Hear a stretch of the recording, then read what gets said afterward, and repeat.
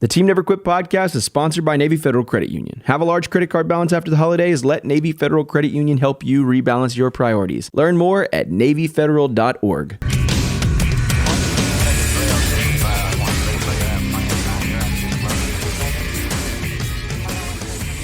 So we're joined today by one of my best friends. He was one of my groomsmen.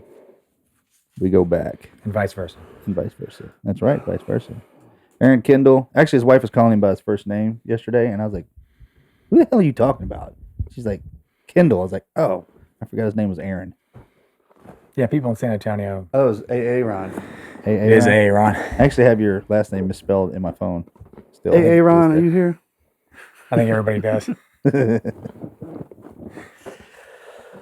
All right. So as again, never quit story. But so for everybody out there, we're talking to Aaron Kendle, who is retired team guy. He's got the sexiest half arm on the planet. Which we got to get into that story because it's literally the greatest story in Naval Special Warfare. Like one of those warfare. Like one of those.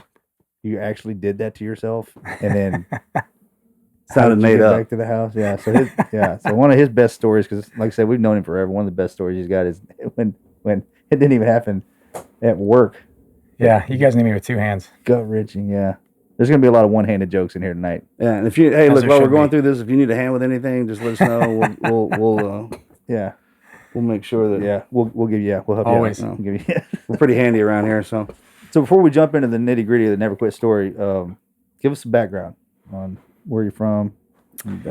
All right, so what we like to do is we like to put everything on relative terms, because the listeners out there, especially with the team guys, they think that team guys are kind of like born out of this certain genotype, and we like to express to our listeners that, hey, we come from everywhere, every walk of life, and that every one of our stories are different. So anything that we've been involved in or our Never Quit stories, we're just kind of an average human being that was put in an extraordinary situation. So let's kick this bad boy off and give a little background on Kendle. I mean, so I started working out when I was about 2 years old, training. Most people don't do that. why'd you wait so long? I was a little slow, but no, I actually think I was my childhood, everything in my life was pretty normal. I came from a military family. I've got a long history of military, from my parents kind of in the Vietnam era to my grandfather on both sides in World War II, to my great-grandfather in World War I. So that's awesome, man. Thanks. Yeah, no, I mean... carrying the torch. American warrior class. Sort of was. I mean, I guess that was... My grandfather definitely would have been a big influence on me for that. But I grew up normal, into sports. I played everything. Where are you from originally? Manassas, Virginia. Yeah, nobody knows where that is. Yeah, it's just outside of D.C., a little small town. Shout out to Manassas. Manasty. My people's Manasty. Yeah. Some people might say Manassal, but no, I love it. It's growing. It's a small town back then, but it's growing now. But I was born in the Philippines. My parents were both active duty, Subic Bay Naval Base. Both in the Navy? They both were. My dad was in the Marine Corps. Right? Yeah, my dad was in the Marine Corps, joined up in Vietnam, and then ended up getting a commissioning and going over to the Navy. Was just a line officer for a number of years. But my mom, she was a JAG lawyer. I forgot about that. Yeah. She stayed in, retired as a captain. My stepdad, he's also a 20-year F-14 guy. Cool. 14, huh? Yeah, Top Gunner? That's right. He went to Top Gun, actually. What's his call sign? Smoke. What's that stand for? I don't even know. You know what? I'll have to ask him after this. Yeah. Bill, what does that stand for? But normal childhood, sports, school. I don't think I was much of a student. I mean, I just got by. My parents divorced when I was young. I think I was 7 years old. So I grew up with my dad and my brother there in Manassas. My dad worked out of D.C. as a civilian most of my life. He actually worked for the JAG Corps up in Navy Washington Yard. So I grew up going to base and meeting guys and always seeing guys in uniform. But like I said, I never really had that drive. I never thought about the military being my thing. I ended up finding my niche in swimming. I was a great swimmer. I grew up topping the state of Virginia in breaststroke and stuff. But it wasn't until I graduated high school, barely. I think I graduated like a 1.2. Yeah. And my dad was old school. He always has this rule of, either have a job, be going to school, or get out of the house. Obviously, I was living at home still. So I was going to community college, signed up there, figured I'd still swim community college, and then ended up transferring somewhere still. And during this time, I think I started thinking, what's my backup plan? I started looking at the SEALs. I met a SEAL that worked at the Navy Washington Yard, and he gave me one of these books. I can't even remember which one it was. It talked a little bit about each Special Forces training. Commandos. Yeah, I think that was it. Yep. So I read that, and it cool. kind of piqued my interest in the SEAL thing. Obviously, I was comfortable in the water. And I was going to school, reading all these SEAL books, which immediately made me an expert at all things SEAL related. But The fuck was that? Did you hear that? Yeah. That was- What was that? Settle down, buddy. was that him? Fucking Quado trying to come out of his belly over here. You get that on? He ordered the special. I don't know. That was loud. I was like, Hey, what did he get? The special? Check, please. All right. Sorry, bro. But anyway, yeah. So I was still super immature. I didn't even finish the semester before I was finally like, hey, partying with my all right, friends. so people know, man, that you're highly intelligent. Your grades obviously don't reflect what's really going on. So Yeah, I was just just at an immature point in my getting through it, life. yeah, all right. I just needed to mature, and so I dropped my classes. Was still living at home. My dad came home. Back in those days, he didn't need a password and ID to figure out everything. He knew my social, my date of birth, and he looked on. He came home that day, asked me how school was going. I said it's going great. I lied. I did. I lied. I said it's great, and he said great like you got all A's, or great like you dropped out your classes and haven't told me yet. So I knew I was Busted. right So there. are you giving me an A and B option here, Yeah. or But he made it. He said, "What's next? You're about to be gone." And I said, "I'm joining the Navy."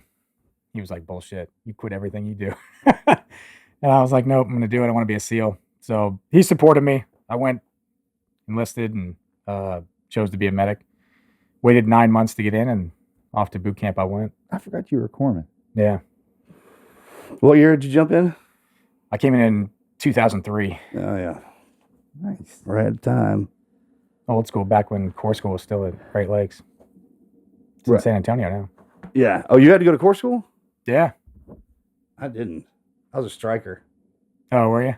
Yeah, that was the fastest way to get to buds. Yeah. Come to find out, it's the longest way to get to the SEAL teams because the guys I graduated with had their tridents and had already been on a deployment and come back, and I was still in the pipeline. Yeah. I mean, I was 3.5 years before I got to my team because I was SDV and then con school and all kinds of stuff. I mean, I think that's the medic way because even after buds, I remember like third phase, we'd pretty much made it and they're calling out, getting everybody orders. Yeah, They just went alphabetically, and they're like, so-and-so team 4, so-and-so team 7. And all of a sudden, like my name got skipped. I was like, what's going on here? I'm starting to sweat. Like, dude, what happened? And then, of course, I realized other guys' names weren't called either. And they were like, hey, if your name wasn't called, you're a medic. You're going to 18 Delta. Yeah. And you're like, what the fuck is 18 Delta? I just thought, when I chose a job, I just chose it because I was like, man, I grew up as a lifeguard. I was Yeah, like, same I know CPR. I can be a medic. All right. Not realizing it's one of the hardest schools in the military. Yeah. That was a kick in So the for the balls. listeners out there who don't know what 18 Delta is, what is that? Well, I guess so 18 Delta is what the SEAL medics used to go through. Now they've started their own program now. I think they have their own medical course. So the way it works with the in the Green Berets, their source ratings are identified by letter number codes. and a letter, Yeah, number and a letter. All right. In the SEAL teams, you got your source code, which is where 5326 is. So if you see that number 5326, like on the Mustang, in the Navy, everything has a number tacked to it. Right. That's your identification number. Well, SEALs is 5326, and then if you're a medic, then you're a 5326, and then 8491. Right. And then if you're an SDV guy, it's 5323. So you just stack these numbers up. And the way it works with the Green Berets is as they're going through their pipeline, their selection course, right? When they make it through, so their BUDS part of it, then they go to their qualification training. So if they're a medic, a comm guy, an explosive guy, officers are alphas, then you got Bravos. So 18 series denotes special forces. Yeah. Okay.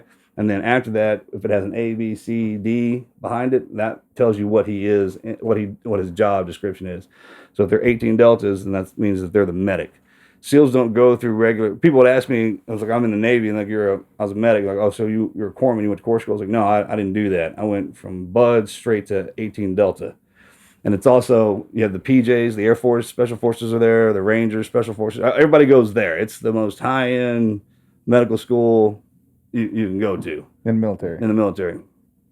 And it's the longest route. So when you hear that, or if you hear any Special Forces guys talking, and they're like, oh, I was SF. And they're like, well, what'd you do? And they'll say, well, I was a Golf or a Bravo or a Delta or a Charlie or something like that.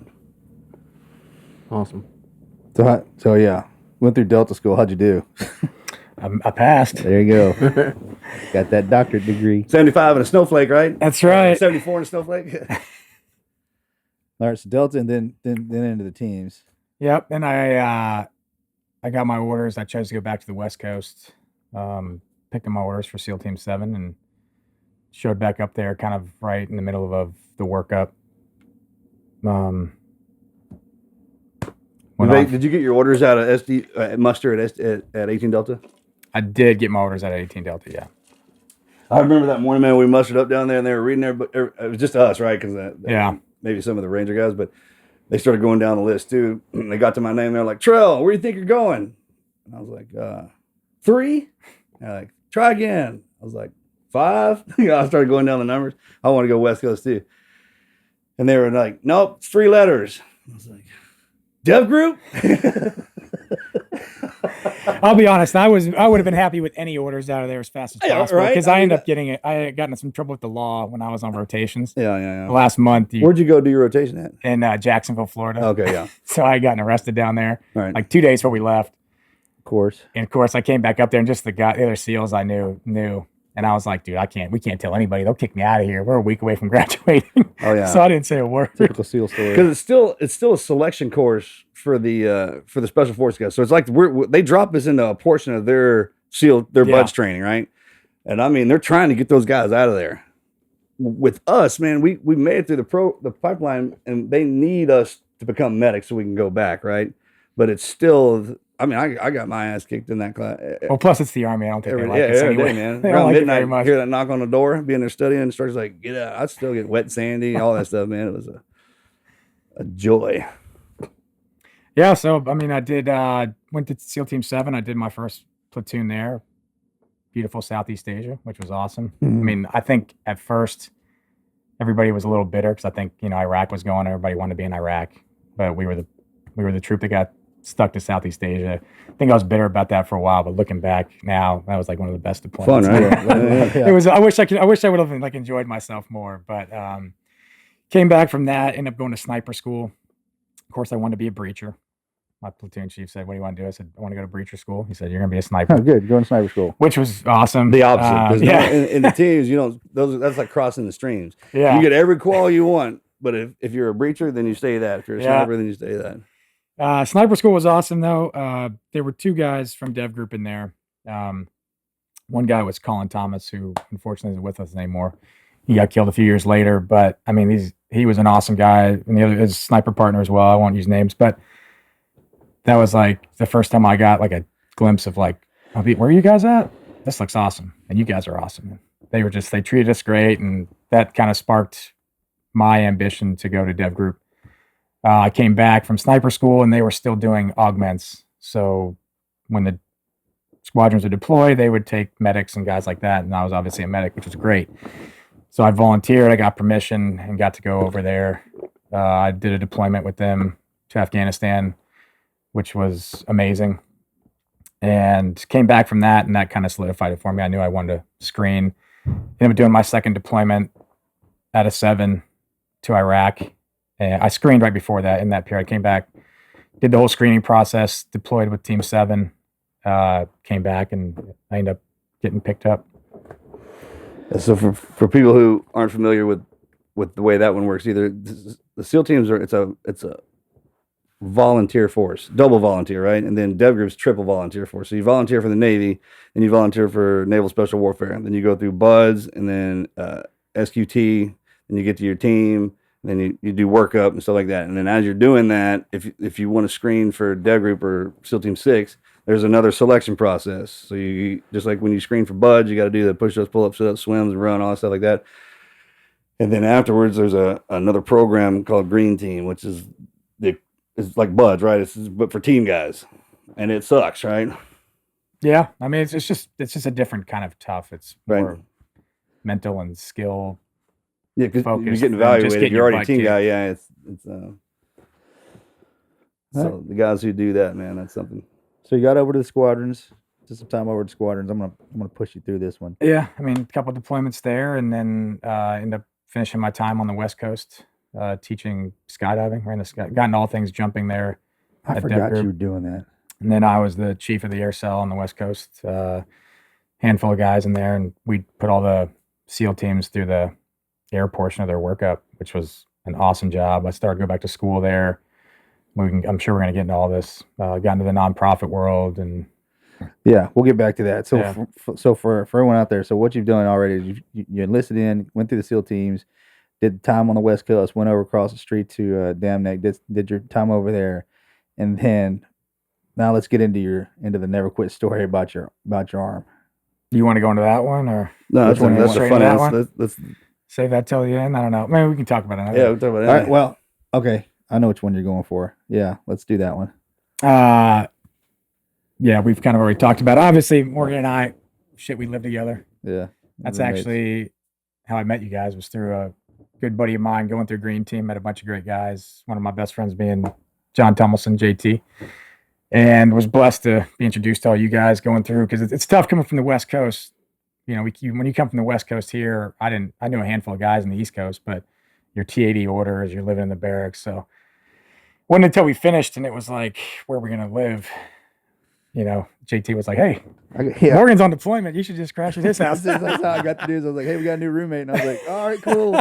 He's like, Morgan said it was cool. But obviously leading up to like one of my things, a big event in my life that kind of started some never quit stuff was, August 6, 2011. I was at the squadron. We were deployed. Same And- squadron. What's Right. that? Same squadron as JT. Yeah, we were same squadron. We were lucky enough, and different troops. I was at an outstation down in Kandahar. These guys were one of the two troopers all together, and I can remember the night we came back in from an op, do our usual, debrief, after action reports, send everything up, have a quick cocktail, and I went to my room, and I just changed and laid down. And my team leader, I hear just banging on the door. Of course, I'm like, what? So I answer the door, and he's like, get into the jock here. It's just a small one. We walk in, on the TV is just this fiery crash, and you're just kind of like, what's going on? And then it just happened. Obviously, those guys were all on one helo, if you don't know, and the helo ended up getting shot down as they were coming in to land on an op, and we lost an entire troop. I think there's 31 guys total, 25 of ours. You're just watching it, it's kind of surreal.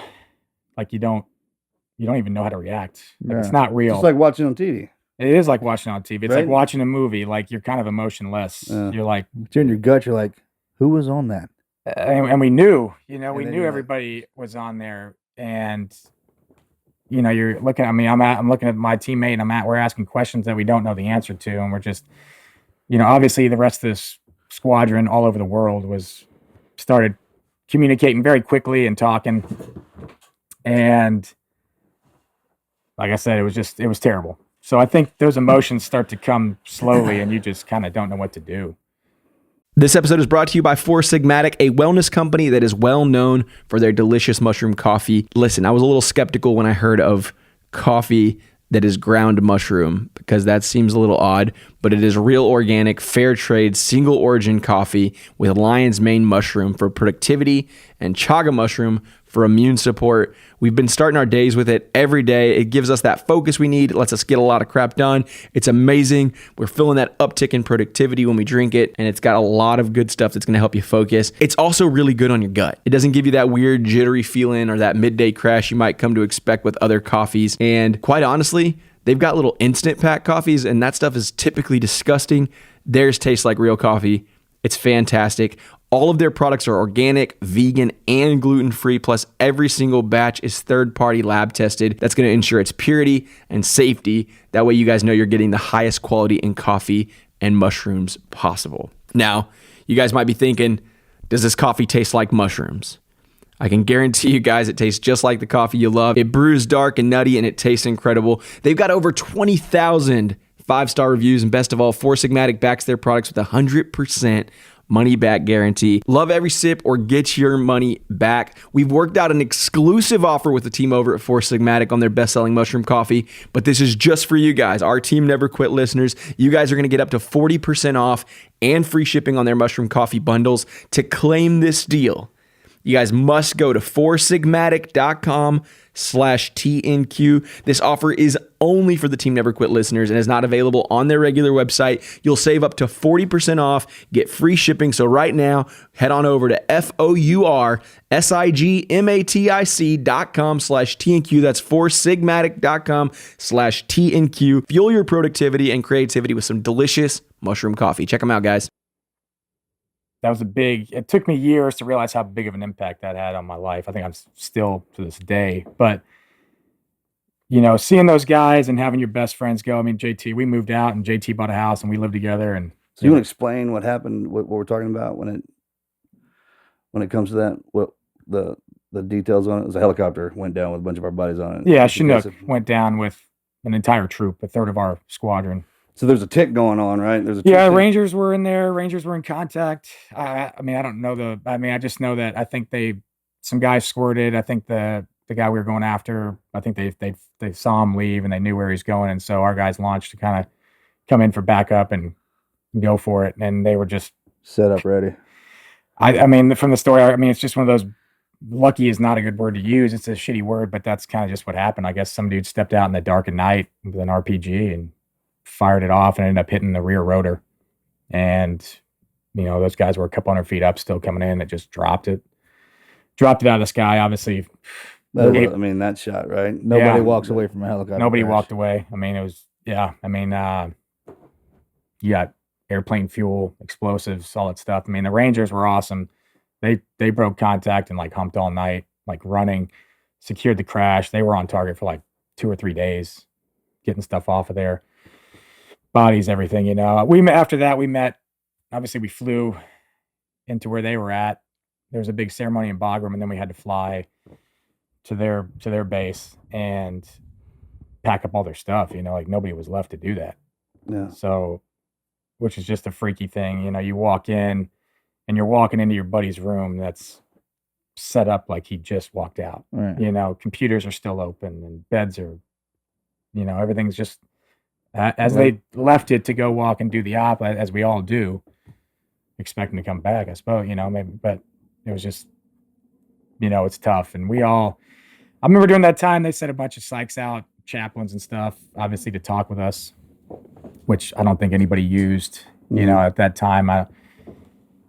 If there's one thing I think we're good at, it's just stuffing emotion down to that box, and just shutting that lid is like packing that suitcase and stepping on it and closing it. As fuel, right?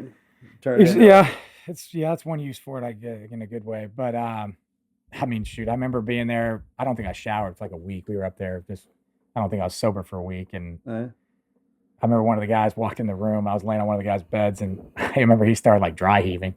He was like, "It smells like somebody just threw up in here." I did. And I was like, "Dude, I just took my shoes off. I'm sorry." I think that finally motivated me to shower. But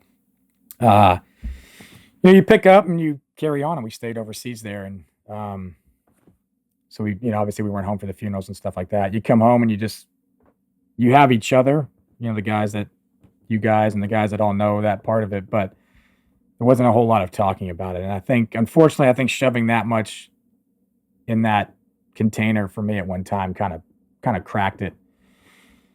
And those kind of emotions, to be honest, they become toxic over time. Not talking about it. Over the next 3.5 years, I can look back and I can see it really, really affected me. It kind of stopped me throughout my entire career, man. I've always wanted to be the best. I've strived to be there, and I've been very lucky. I made it through buds as an original. I never got rolled. I luckily didn't get injured. I went to dev group, same thing. A lot of guys didn't make it. I made it. I was very blessed, but I also never dealt with a lot of adversity. I know it sounds weird because we go through buds and that sucks and you deal with that, but pain and suffering I can deal with. You get good at putting him down. I think maybe that's what unites us all, is we're good at pain and suffering. We just tuck that away and keep trucking. But, fast forward, I kind of put myself in this bubble. Like I stopped. I became I call it like a comfort zone, except it wasn't very comfortable. People wouldn't imagine it was comfortable, but it was where I was comfortable. And unfortunately, I wasn't comfortable getting outside of there. And I mean, one of the things we do as team guys is better ourselves constantly. And I kind of stopped doing that. I mean, I was back home. I mean, I could count on my old two hands. I could count on them. Back when you had two hands? Back when I had two hands, I could count on them, like the amount of days like I was sober probably, like I would get off work and I would just drink. That was my coping method. And luckily I met my wife during this time, which, she's a savior. It helped a little bit, but I still I couldn't get out of it. It's hard to talk about weakness and stuff like that in this place I was. And obviously it's amazing that I stuck around that long, but it got to the point that it affected my job and my performance. And, kind of like I'm a big baseball fan, like Major League Baseball, they came to me and said, you ain't cutting it, which is the reality. Yeah. We deal with people's lives and in my mind, it was time for me to step back and step down and reorganize myself. And that was a huge blow to me. For the first time was like real failure. I feel like I failed my teammates. I failed myself. I just never been in that part, and I didn't know where to go. It's a very humbling experience. Sure. And I've been humbled, but not like that. There's no bottom to that. You just keep falling. You're right. Keep falling. And luckily, in this couple weeks after, when I'm getting ready to, head back to the West Coast and get on with it, my commanding officer at the time was an awesome guy, and he pulled me into the office and he kind of just gave me some words. It's like, dude, this isn't the end all be all here, man. There's a lot more to this life, and you need to make sure that you figure out what it is and square it away. And that was a big eye opener for me. And so it was a great transition. My wife was pregnant. I was about to become a father. I went back to the West Coast and took over with the air cell, and that next kind of 3 years was a huge growth period for me, personally, and as a leader and a person. Like, I think as growing up as a young guy, a young SEAL, like I never wanted to train. I never wanted to be a BUDS instructor. I always had this thing. I was just like, you want to operate. And when I finally got put into this position to teach, it kind of reignited that old flame I had to keep bettering myself, and not only better myself, but pass down that knowledge and make these guys better. Yeah. There's something empowering about making other people better and lifting them up. Yeah, that's one great thing about our program. And I don't even know if they designed it like that when they developed it, but there's so many things throughout the program that are so beneficial. One of them is that. Yeah. I mean, the way new warriors get their fire is getting trained by the old ones. Dude, the mentorship program is hands down, you don't get any better than you do in the SEAL teams, I think. I've been very blessed to have great mentors, platoon chiefs, team leaders. I mean, really, there's a point even after being, a dev group for 5 years, I still felt like I was nothing. Like, because I looked around at the guys that were next to me, and I'm like, dude, these are the guys. I want to be like these guys still. Right. Like, I'm not there yet. That's that place where we all should want to be. But I found it started this growth period for me. It started growing, and I like I said, I went back to my wife, put a boot in my ass finally to get back to school. I've been talking about finishing up my degree for ages, Kid, I'm a brand new father, which was awesome. That's the best thing of all time. Yeah, you got lucky. She's wonderful. I mean, she saved my life more than one time. But during this period, I was back training with a really good friend of mine, and he had started a nonprofit called the SEAL Future Fund, which is now the SEAL Future Foundation. They changed their name, but he had taken it over, and the goal of this SFF was to help SEALs transition out of the military, whether that was to more education or finding a job on the outside. Excuse me. He had just gotten a great job offer back on the East Coast that he couldn't turn down. And so he came to me and said, if I take this job, will you take over the SFF as the CEO? That was kind of a big, we work in small teams. Being a leader, to me at that point, I was like, man, I'm good with 20, 30 guys. But now you're talking about taking some of the weight off the entire community. Like that's a scary thought too, to like let guys down that way. But I talked about it, talked with the family, talked about it with him, and we agreed that I would do it. So got permission from I had to get permission from the West Coast from the Commodore and everything to take on like a dual job. I was still teaching skydiving, but luckily with the class schedule, I had a lot of downtime for school and taking this over. And then on top of that, I got into the Harvard program that Morgan and I have been through. That's an executive education program through Harvard Business School. Harvard tie. And that's right. I got mine. Don't think I don't. Yeah, and the scarf to that. Yeah. But barely got out of high school, quit college, got into SEAL teams, Harvard grad. Yeah, essentially, if you fast forward like that. Yeah. Doesn't sound that Isn't that a great way of looking at it? I mean, my resume looks good. When you say it like that, you're like, hold on, wait a minute. So I came from Nowheresville, Virginia. I barely got through high school. I dropped out of college. Community college. I dropped community college. And now I'm a Harvard graduate. Yeah, now that you're a Harvard grad, you got to make the first part seem as miserable as possible. And there's two ways to get that education through life, right? You spend most of it because look at the first 40 years is just your education. A lot of people spend it in the building. And then when you walk in and say, hey, that diploma, when you look at that, it's supposed to tell you how smart that person is, right? Yeah. That's their trident, if you will. Man, you can do it the way we did it. Just go out there and your resume is on your body, your scars, and it tells your story. And then at the end of that, you sit down in that building and see how much you learn throughout life and how many of them things you can stack up. Yeah. You know what I mean? Totally. It's funny.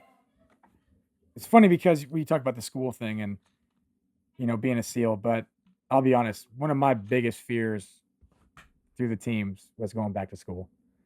I mean, I didn't do any college. I remember being in that classroom a little bit, and I had talked about taking classes. Like after my first platoon, I was like, oh man, free education. I get in some classes, and I don't know, this fear of like being back in a classroom with kids that were younger than me and in my head smarter than me. Mm.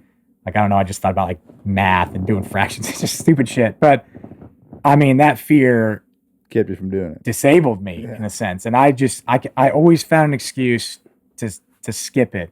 I'd volunteer. I'd rather be deployed overseas. I'd volunteer for deployment. I'd take a school, take training. And the excuse was always, well, I'm doing this. I don't have time for that. Like, this is my focus. Like, the SEAL teams are my focus. Like, school will come in. And in the beginning, of course, I thought I'd just do it forever. Yeah, of course. And you're like, what do I need school for? Just do it forever. But, if that's one piece of advice I could give the younger guys, it's like, man, use what you got while you're in and get that education, man. And like, you'll regret it if you don't. Well, in the program that we were in, man, youth is your tool when you can't do it on the back end. Yeah. That's why it's designed that way. So if you decide to go that route, that military route, and people talking about free college, and literally everything that we're sitting in and everything that we've accomplished just because we threw that uniform on. And then it just, one door led to another. And it started with just the regular education, like 3M or, just something, load planner. Yeah. Whatever schools they would throw at you, and that's literally sitting in the classroom and doing the school deal, and by doing that, it teaches you how to go sit in the regular classroom. Yeah. All right, so go on. We're baby girls on the bed. Yeah. So I mean, just at this point, I'm training skydivers. I'm running a nonprofit, and I'm in school. When the Harvard, I mean, I was starting to find my balance in there, and then a couple more things got thrown on, but I was passionate about all of them, and I wanted to get my education. So when the Harvard thing came up, I was like, am I actually accepted this program? Did they look at my past school records? But, well, shout out to that program. Like and Lisa right? Hughes. Yeah. I mean, Yeah, Lisa's amazing. Lisa, we love you. I mean, she is a game changer over there. She's a patriot, loves our guys, knows what we're bringing to that table. That whole program does. So I ended up getting to that program, put the undergrad on a hold, and started doing the Harvard route, which was just an amazing, life-changing education. Yeah. Extra life-changing for me, obviously, because as we were talking about in the beginning, that's where smack dab in the middle of that program is when I got in an accident. Yeah, let's hear about that. Let's hear about Greatest that guy. story ever. Yeah. So, geez, I guess that story starts off. Paint the picture and the mood. Should we put I mean, I don't know what kind of music you draw the use. curtains. I mean, it'd be hard because it's comical, but I every year after Thanksgiving I'd go out to a ranch out here in Texas with a couple of teammates that were out now, and we'd do some sniper work with guys just for fun. End up becoming a bunch of good friends of ours. So I think this was like the third year come out to do it. Let's take a second to thank our friends over at Paint Your Life, one of today's sponsors of the show. You guys have heard me talk about paintyourlife.com. You've heard me tell you how awesome they are. Listen, Easter's just around the corner, which means you're going to be getting all those family photos in. And then right after Easter, you got Mother's Day. If you're looking for a special gift for Mother's Day or any special day in your life, whether it be a birthday, a wedding gift, an anniversary, then paintyourlife.com. Hands down, best gift you can ever give them. You can get a professional hand-painted portrait created from any photo at a truly affordable price. You'll get to choose from a team of their world-class artists and work with them until every detail is perfect. The process is super easy. You can just send any picture you have, yourself, your children, your family, a special place, cherished pet, whatever it is. You can even combine photos into one painting. It makes the perfect gift. I was so impressed when I got mine. The two dogs, the blue bonnets, it's just beautiful. It's hanging right above my bed. I love the painting.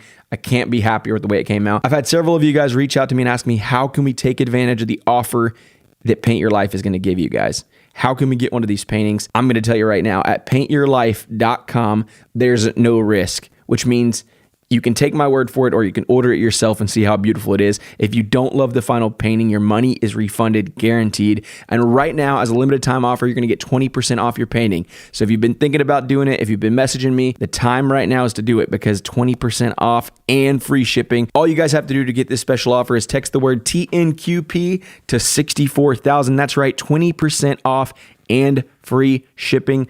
All you guys need to do, one more time, text TNQP to 64,000.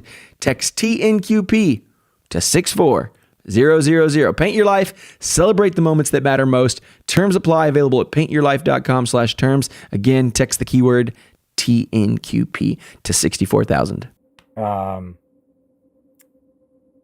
It was a Tuesday morning. I think it was the 28th. We're getting up in the morning, feeders go off or whatever. You know, these guys are just sitting in stands and shooting. I'm getting up and I'm driving down to the bunkhouse where all our gear was just to grab my stuff and come back up. And I mean, I think I was I don't know. The story kind of changes. I think I was about a mile away, but I was in a curve and ended up losing control and just rolling that. It was a side-by-side. I don't know what that was, but. Is that your belly again? No. Down, boy. Because they're gone. Oh, that's going to go on for a while. Quiet! I think it's because there's other dogs here that he doesn't know. Give me a second. I can go let him out. Do we let him out? My dog doesn't bark when I leave. Yeah, probably be good. You know what? I'm going to text Leslie and see if she can let him out. Didn't you used to get in trouble for Gus? He'd sit out in the front yard all day. Yeah, somebody took him. One of my neighbors took him. She's like, I just felt so sorry for him. I had to take him. Like he was barking and what, you know, Dale, you were living with me when that happened. Yeah. I just thought he was going to lose his voice. He was crying for you. Lose his voice. I'm like, bitch, you steal my dog? She's like cuddling with him. Yeah, actually. He's got like a wig on. Gus is wearing like a wig at the I muzzled him for a while. So he wouldn't, he's and then so after that, I was like, all right, buddy, I'll board you. So I'd take him, man, that was a pricey Boarding couple of weeks. Yeah. They loved him at that little school I sent him to. All right. So You should be good. Yeah, so morning of the 28th, Tuesday morning, like I said, get up at 5 something in the morning, head down to the bunkhouse, get our stuff, and I end up rolling a side-by-side. And how'd you do that? honestly, I mean, I wasn't hauling ass, but obviously speed was a little bit of a factor, but I was just trying to get down there, and I was in a curve, dirt, gravel path, thin path too, so like I couldn't counter and drive off the path. I would have crashed into a tree. So I just, once that ass end started to lose traction, I just started pumping the brakes and trying to lean in. And you know that point in your head because you could feel it in your equilibrium when that back tire just dug in and it just hit that point. And I said, I'm going over. And obviously, it's a new vehicle. I didn't know where no door, and I didn't know where the handles were. But I just gripped that steering wheel as tight as I could. And when it hit on its side, it jarred me to the ground. But I just had a little scratch on my forehead, scratch on my ankle. But essentially, as I slid a couple feet, I was doing like a side plank to keep my face from just getting destroyed. So I had my weight on my forearm, and I saw my arm snap. Like I'm looking down at obviously adrenaline's pumping, but I see my wrist and my elbow get closer together. And I'm like, shit, I just broke my arm. So I stopped. Well, I stopped and, you do a quick mental checklist and I'm like, whew, Like broken arm, that's fine. I've broken my arm before. Like this is easy. Like, and I just stood up.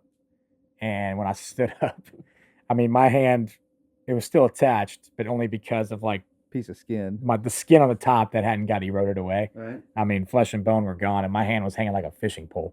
Oh God. And I mean, blood everywhere at this point. And I'm looking, and I mean, I remember yelling to myself. I was like, out loud, I was just like, fuck. Like, it wasn't, that connection hadn't hit yet. Like, in my head, I was okay. Yeah. But I'm looking at this, and I'm like, this is a game changer. Like, awesome, this isn't like I'm just going to limp back up there. Like, shit's got to happen. But Life has changed. yeah, I mean, Right you know, fucking Murphy's Law. You know, if it can't happen, it will happen at the worst possible time for us. So, you know, I'm by myself. My phone has been flung out of the vehicle. I mean, I knew where it was, thank God. But You probably know where. luckily, shout out to my brother Hannaford Jones, Charro. He gave me this Jack Daniels belt years ago, this soft leather belt. It's kind of a weird story there if I back up. The day I was leaving for that trip, had all my stuff packed, my wife and daughter at home. I already got the Uber. The Uber's like parked outside, and I'm like, my belt was on the banister of our stairs like the night before. And I go to grab it, and it's not there. And I'm like, Mindy, I'm like, where's my belt? Because I know she gets in these cleaning modes. Yeah. The tornado comes through, and Yeah. of course, she doesn't even know where she puts stuff. She cleans so much. And so I'm like, where's the belt? And she's like, I don't know, just get another belt. And it, like, for some reason, whatever, the Almighty was looking out for me. Like, I kind of got angry. I was like, where's my effing belt? You know, I'm like, I need that belt. She's like, why? I'm like, because I love it. You know, just get it for me. So luckily she found it. I put that belt on out the door. Fast forward to this point, I'm wearing this belt, thank God, because I'm telling you, the other belts I had, stiff leather, they would not have worked. This was like a soft leather belt.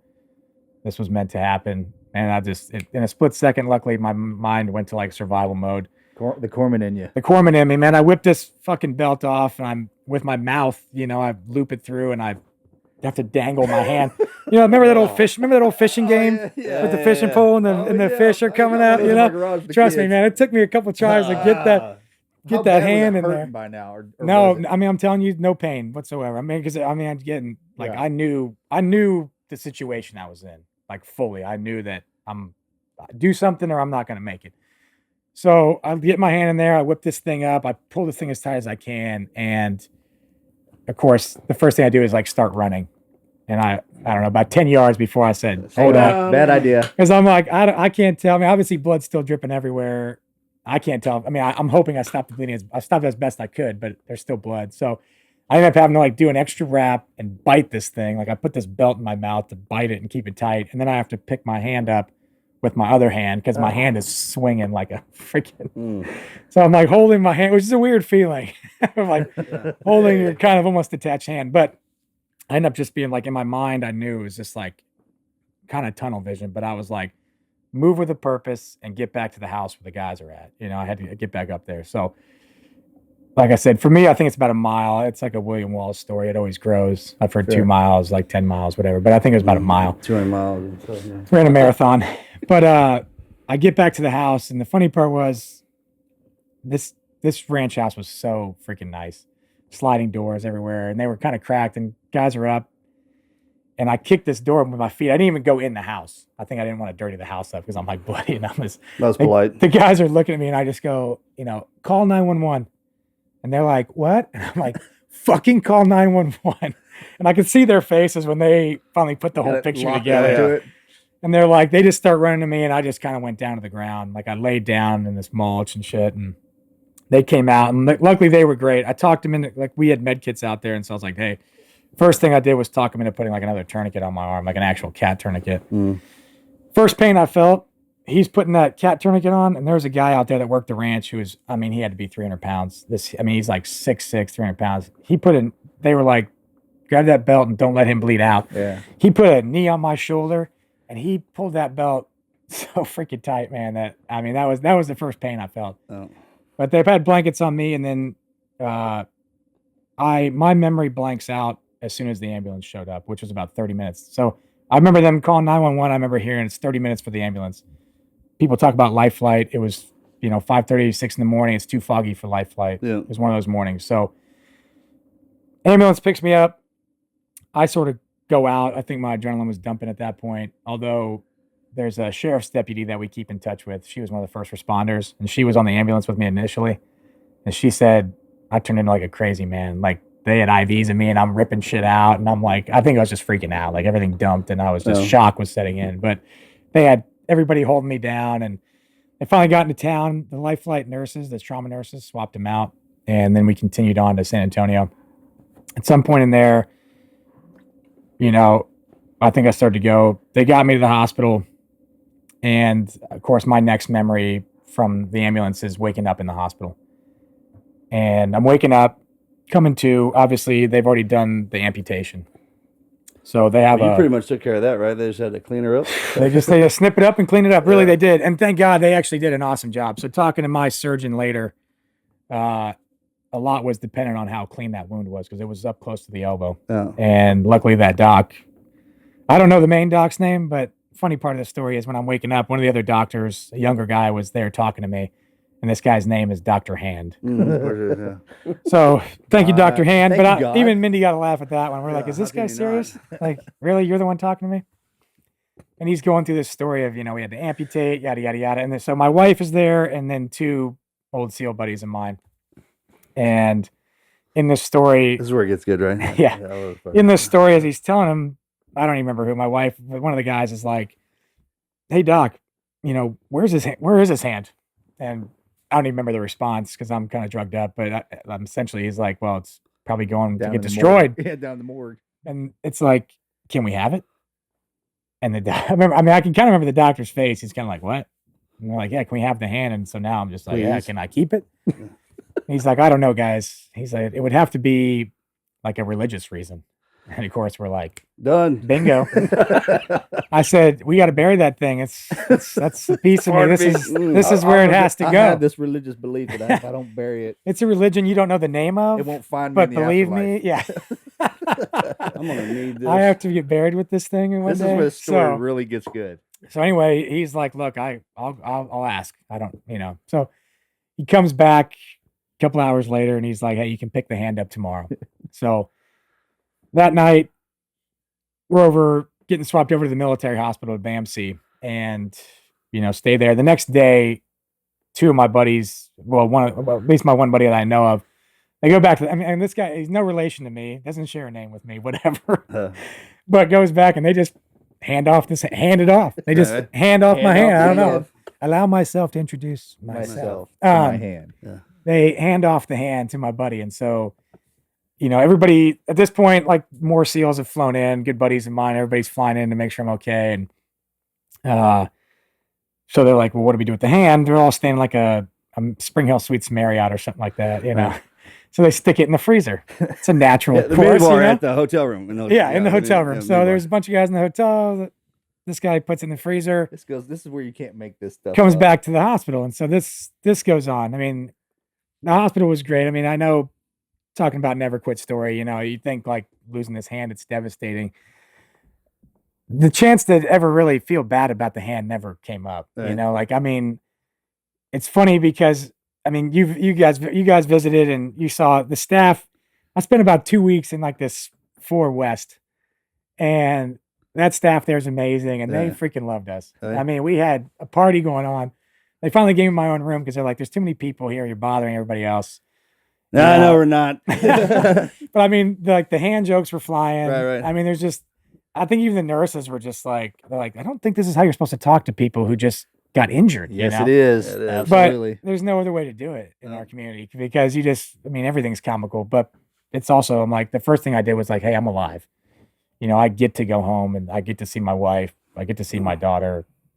I carry on no matter what. And so originally they were telling me, hey, I had more bone than I had skin and muscle to cover it up. So I had this wound back on for weeks, and they said, you know, every doctor I talked to was like, hey, you're probably going to lose your elbow.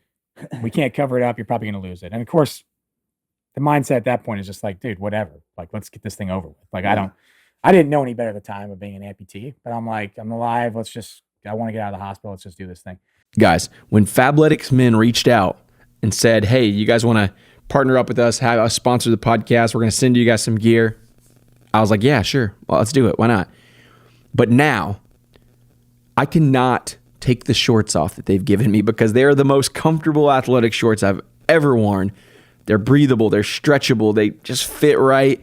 I wear them to walk, run, do my daily thing. They're great shorts. They represent every guy who wants to look and feel their best without breaking the bank. They keep it simple. They've cut the crap. They focus on what counts, and they're doing those things better than anyone else out there. That means you're going to get that Lululemon quality for half the price because they know guys deserve nothing less than the best gear on the market. We've got an amazing deal for you guys. All you guys need to do is go over to fabletics.com/TNQ. You're going to get access to an insane deal. You're going to get your first 2 pairs of shorts for just $24. I can tell you it's worth every penny when you become a Fabletics Men VIP member at checkout. All styles, all colors, no exclusions. It's an insane deal because they know once you try their gear, you're going to be hooked. I know I am. And here's the reason you need to be a Fabletics Men VIP member. You're going to get the best activewear at the best prices. You're going to get at least 20 to 50% off their retail prices every single time you shop. You're going to get even more savings with their member credits. Each month, you can choose to be billed at $49.95 for a member credit, and then you can use that credit toward any item or kit that they offer for up to $80. You heard that right. You're going to get billed $49.95 for a credit you can use on something that costs $80. That's free money. Why would you even question this? Or you could choose to skip the month and pay nothing. There is no limit to how many times you can skip. So if you want to take advantage of this exclusive deal, head on over to fabletics.com/TNQ. You're going to get access to that amazing deal. Your first 2 pairs of shorts for just $24 when you become a VIP member at checkout. You guys need to check them out. They're my favorite shorts, hands down. I plan on filling up my entire closet with their stuff. Check them out.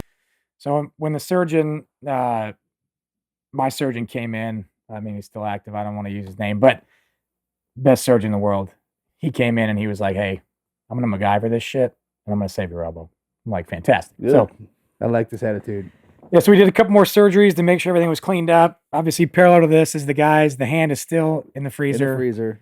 During the day, the guys are all at the hospital during the day. We're all coking and joking, having a great time. At night, these guys are going back and I'm getting pictures with it. Oh, yeah. It's a party with the hand. It's a party, yeah. Guys are popping, taking selfies. People are shaking my hand, making videos with the hand. Yeah. With the I have pictures on Which my is phone. funny because honestly, when you look at it, it's kind of gnarly. It's disgusting. It is real gnarly. Oh, yeah. I mean, it looks like a prop, but it's just like the skin is all wrinkled. Yeah. It's just like it's dying, you know. And you're like, And I don't even it's think... like it's wearing a glove that's too big. yeah. Tell the best part. So yeah. So anyway, yeah. It's probably been like a week, and one of my buddies has to leave, and the hand is in his freezer for whatever reason, and so he goes to the front desk, and he's like, "Hey, can I get a key? A room key to this other room? I have something I need to put in there." And they're like, "Well, no, but here, give it to us, and we'll put it in there for you." And he's like, Probably not a good no. idea. And so I guess, I don't know if it was like the weird reaction to it, Yeah. like him just walking away and whatever else that evening. The hand stayed in that freezer because somebody else is going to use the room, but the maid or the manager, somebody goes in there and the maid finds the hand. Clean out the freezer. That's the greatest story. There's a human hand in Open the up freezer. the damn hand in there. Yeah, so That poor lady. I'm sure this is not what is in the job description of like cleaning out body parts. You But look on her face like, what is that? I wish I could see it. I wish I could have been a fly in the wall. But obviously they call the police. It's a natural thing to do. There's a body part. There's a body part in my freezer. And the guy who had the room is kind of a like a strangely acting fellow. Yeah, right. My bad. So the police show up there, and they like it's funny because the hotel like knew we were all there for whatever reason. They call the hospital, and the hospital staff is like, "Hey, hotel, like you got to go back. The police are there." So the two of my buddies are like the guy with the hand, the other guy that knows about the hand. Like they end up going back there, and I don't know, 30, 45 minutes later, I had a telephone in my room next to my bed, like to the outside world. And all of a sudden it rings. And I'm like, hello. It's like, hey, this is Detective so-and-so, And I'm like, hey, detective. Are you missing a hand? Well, he didn't even ask me. I just jumped into it because I'm like, I don't know if these guys are like getting hemmed up, arrested. Right. I'm like, hey, detective, like, hey, my name's Aaron Kendle, like that's my hand. Here's the story. I got a hand. I'm missing my foot. Where the hell did they get that? Yeah. You got a foot there? I should have asked for my body parts. No, I got them all. We're good, man. Yeah, hindsight being 2020, I should have messed with them a little bit more. But I was just trying to make sure guys like weren't in trouble. So I said I gave my buddies names. So those are my buddies. I don't know. You can come test me, whatever. Those are my fingerprints. If they're still there. I'm sure you can take DNA, but I mean, he was like, "Hey, it's all good. We just need to make sure this wasn't a homicide, you know." So it's all good. So at that point, obviously, now it's weird that there's a body part in the hotel, and so the next question is like, "Well, what do we do with it now? It can't stay here." So the next logical answer became, "Well, let's take it to a taxidermist." So obviously back out towards Kerrville, where we did all the hunting, and we got plenty of taxidermists. Yeah, plenty of taxidermists and guys that the guys knew. So they bring it back there, and I wish I knew who they would. I'd give them a shout out. They did an awesome job. And I think they put it to the front of the line, being as they were like, "Hey, we don't get to work on human stuff, human hands. We don't get to do a lot of humans here." He was just like looking at that thing, going, I think they were excited for it, but either way. Today's episode is brought to you by Athletic Greens. They are the most comprehensive daily nutritional drink I've ever tried my entire life. There's a lot going on in life. You guys know that. There's a million things. You got work, school, family, finances, all these things that can really make it hard to not get the right food, to not get the right nutrition, to not get the right exercise that we need. And that's really where Athletics Greens help. They have a daily all-in-one superfood powder that is going to be your nutritional essential. It's by far the easiest nutritional habit that you can add to your health routine today. I've been using it every morning. I do some intermittent fasting. I take 1 scoop of it, drop it into a bottle of water, shake it up, chug it down. It's replaced my multivitamin. That's because their Athletic Greens contain 75 vitamins, minerals, whole food sourced ingredients, including a multivitamin, a multi-mineral, probiotic, green superfood blends, and more that are all going to work together to fill the nutritional gaps in your diet, increase your energy and your focus, aid with your digestion, and help you support a healthy immune system, all without the need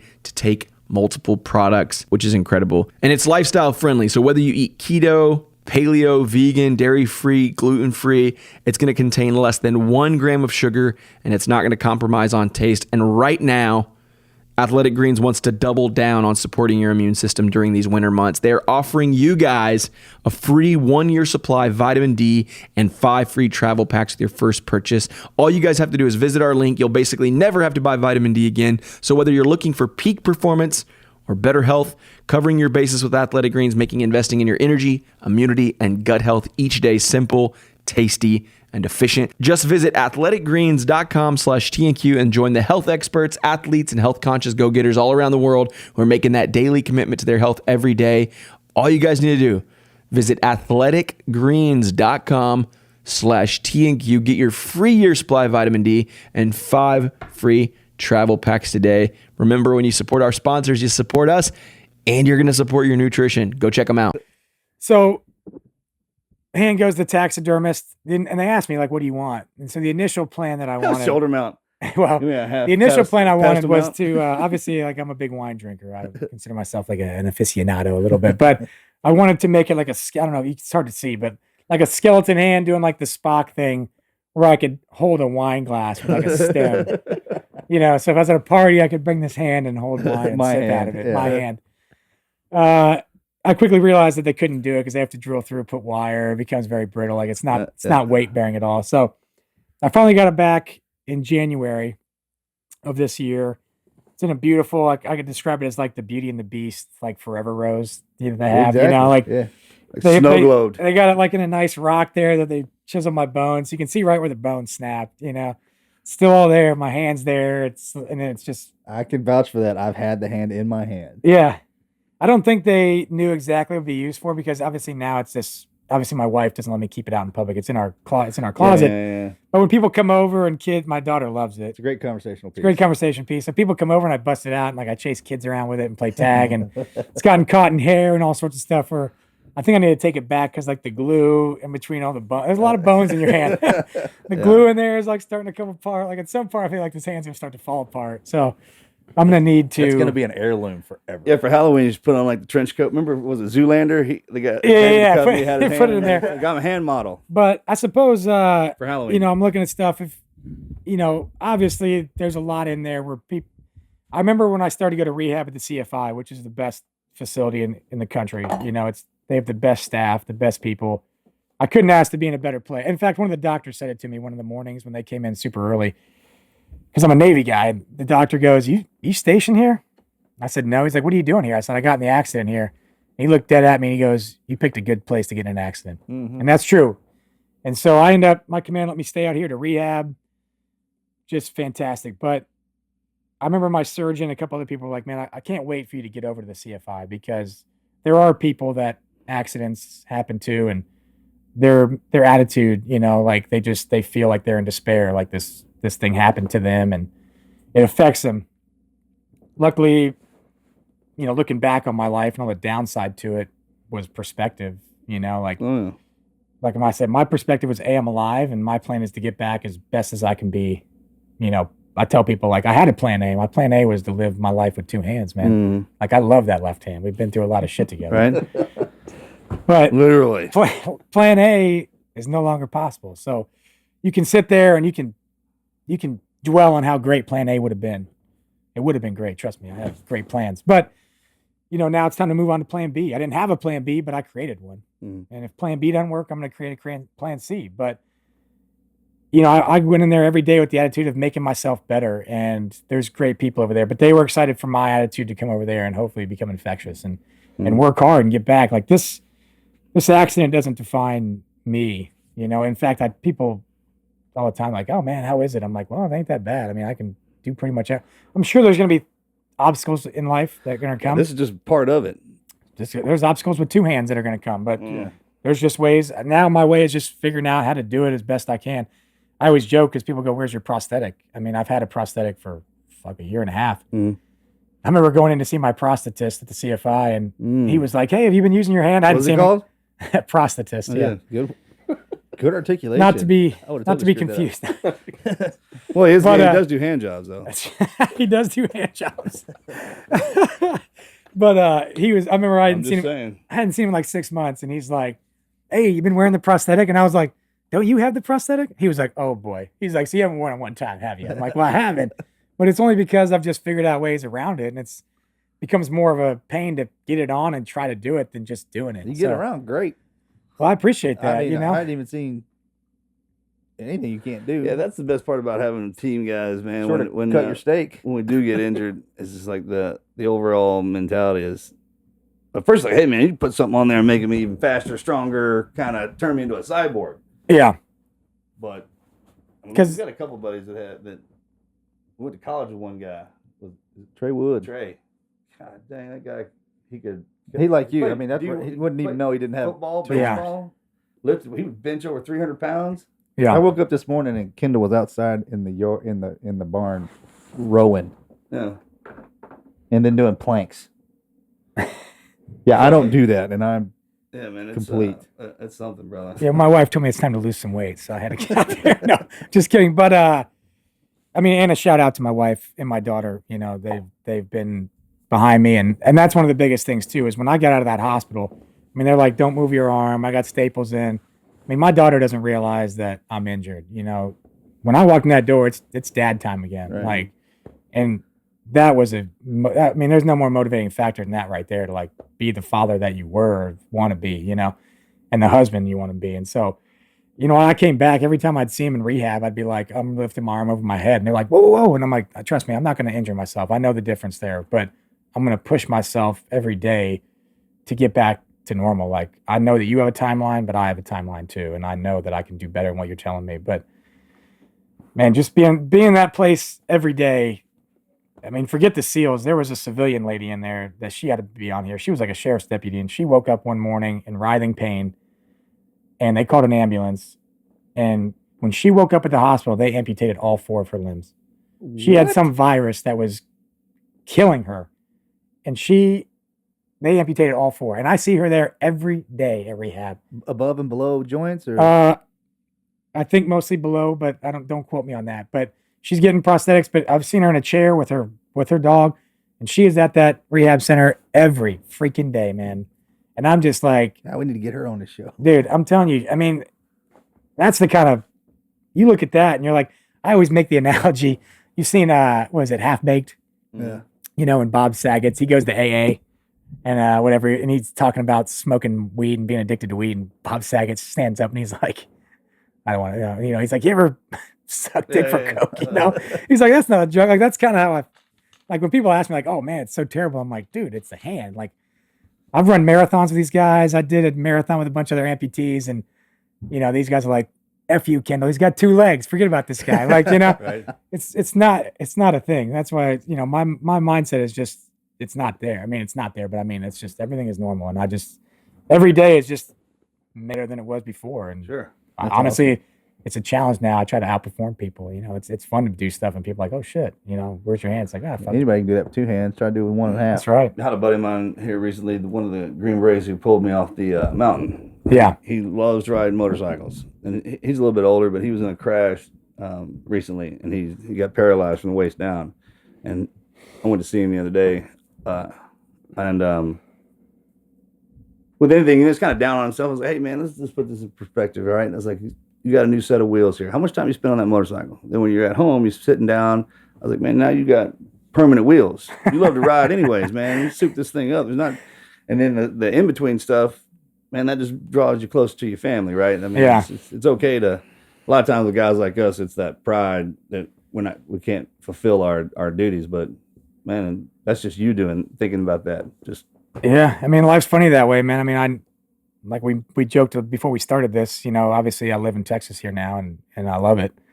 But for years, Morgan you guys been talking about, hey, when you get out, come to Texas, and I was always like, no, negative. Texas ain't for me, man. I'm just not my cup of tea. I didn't really want to. And 2 months after being here, my wife's just like, I love it here, and I'm like, I do too. People are great. Found some great friends. Everybody's close by, and that was kind of the joke that we made earlier. It was like, well, what happened? You used to not want to live in Texas. And it was like, well, that was two-handed me. yeah. Two-handed me didn't like Texas. Yeah. One-handed me really enjoys being here in Texas. So. Well, thank you so much for coming out and doing and sharing your weekend with us, man. And I appreciate it. I love you like a brother. Yeah, never stop living, man. Every time you come in here, just damn joy. Just touching on some of the stuff with what we did today, man. Just those never quit moments. It's kind of funny that those don't really define us as what we are, man. It was the lead up to all of that, and that was just one of the steps in it, and that goes. It's part of the course of anything you do, man. And just there's supposed to be some roadblocks, right, or hurdles, or Absolutely. or whatever you want to call it. But if you don't look at them like that as the barriers, as the problem, it's just something that we have to get through. It's like if life is an obstacle course, the obstacles are set in it, right? Yeah. We talked about it earlier. I always tell people, like, if you look at my resume, man, it looks really good. But what you don't see is in between every one of those great bullets is a bunch of failure, and a bunch of hardship, and it's obstacle after obstacle. But, the difference is those aren't my bullets. Those obstacles and those failures aren't my defining moments. It's everything that comes after that you grow from. Sure. That's what makes you into all that, are those moments. All right, Aaron, thanks again for being on the show today. Do you have anything you'd like to plug? Yeah, just one thing. If people are looking out, I started a business with a buddy of mine, do some consulting after the Harvard gig. Figured I'd take kind of all the lessons that we've learned and from the community and personal life and hope to better people. So we do some consulting out of Elite Team Performance. So you can find us at eliteteams.com. Thank you, guys.